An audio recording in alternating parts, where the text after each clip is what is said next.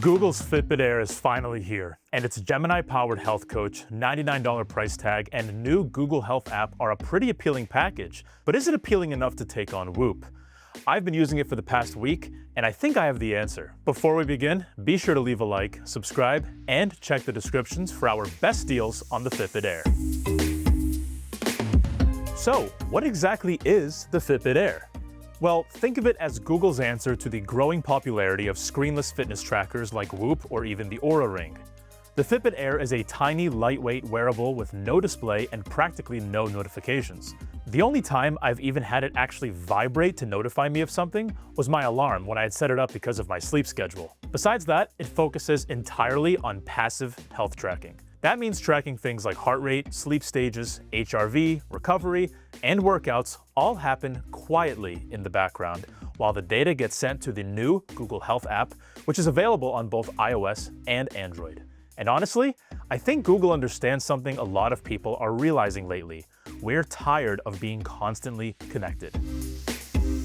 Visually, it's very minimalist. Google calls it a pebble design, and compared to something bulky like a smartwatch or even Whoop, it's noticeably smaller and lighter. So small and light, in fact, that I barely even feel it on my wrist, which makes sleep tracking a breeze. Their design makes me prefer it on my wrist all day and night compared to the Whoop or my Apple Watch. Even with its small design, you still have bands you can switch between, just like the competition. Although at the moment, your three options are a performance loop, active band, and an elevated modern band. Whoop and Apple Watch have the advantage here with a much larger selection, but they also have been around for much longer, so I'm sure that over time we will see more designs come to the Fitbit Air too. The Fitbit Air is small but mighty when it comes to battery life. It doesn't quite reach the 2 weeks that Whoop boasts, but the Fitbit Air lasts a full week, which is definitely an improvement over my Apple Watch and still plenty for most people. But when it does come time to charge, the Air comes with a magnetic charger and gets you from 0 to 100% in about 90 minutes, or a quick 5-minute charge should provide enough to get you through the day. Now, here's where things get interesting, because the Fitbit Air is really just a conduit for the bigger story here: Google Health. Google is basically transforming Fitbit into an AI-powered health ecosystem. In fact, the Fitbit app itself is literally becoming the Google Health app, which, yes, was a long time coming, but still a significant moment in the multi-year dismantlement of Fitbit since Google acquired it in 2021. The idea is that all your health data will all live in one place. Metrics, workout history, sleep data, medical records, Health Connect data, even Apple Health integration are all finally centralized. Although the app is capable of pulling data from sources like an Apple Watch or Whoop, using Google devices like the Fitbit Air or a Pixel Watch 4 will provide deeper insights into your activities. That's right, Pixel Watch 4 users, Google Health will now be your home fitness hub as well. Guys, tracking for all the metrics I just mentioned is all completely free. But of course, there is a more optional premium version you can use via subscription, because what doesn't have a subscription nowadays? Google layers Gemini AI through something called Google Health Coach, and it's the highlight of the optional $10 a month or $99 a year Google Health Premium subscription.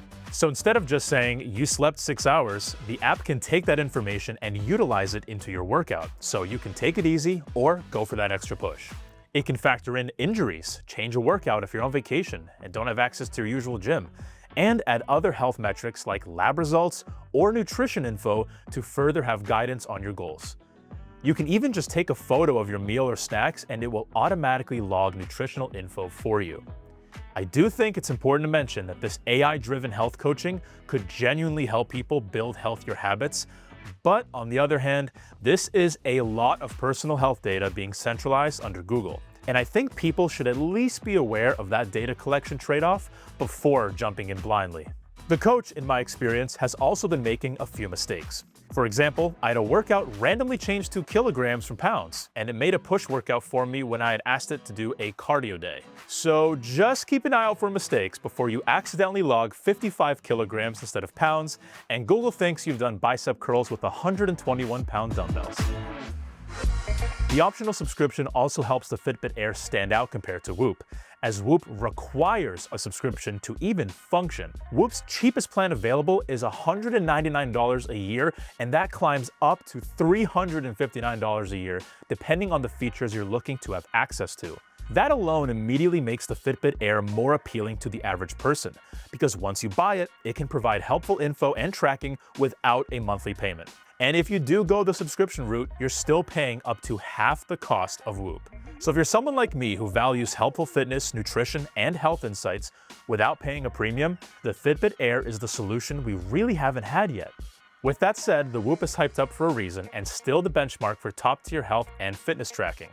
There's a good reason why you see so many professional athletes rocking one. Whoop provides more health and data features such as an ECG and blood pressure insights, and does a much better job with insights on strain, stress, and recovery, including pretty incredible info about your biological age and pace of aging.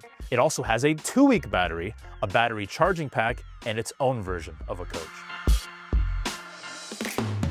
The years of waiting for something really interesting to come out of Google's acquisition of Fitbit seems to have finally arrived. And it's arrived at a price point that really makes it stick out from the competition.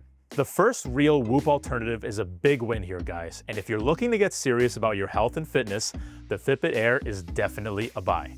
For $99, you're getting a lightweight health tracking device that's distraction-free, lasts a week, and provides incredibly helpful daily insights. And if you do use it alongside other devices like an Apple Watch, it still ties together with those health tracking apps and devices, all without sucking you into a required monthly subscription.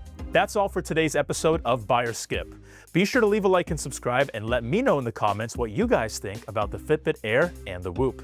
And check out our links in the description to get the best deals on either. As always, I'm Phil Rodriguez, this is Tom's Guide, and I will see you in the next video.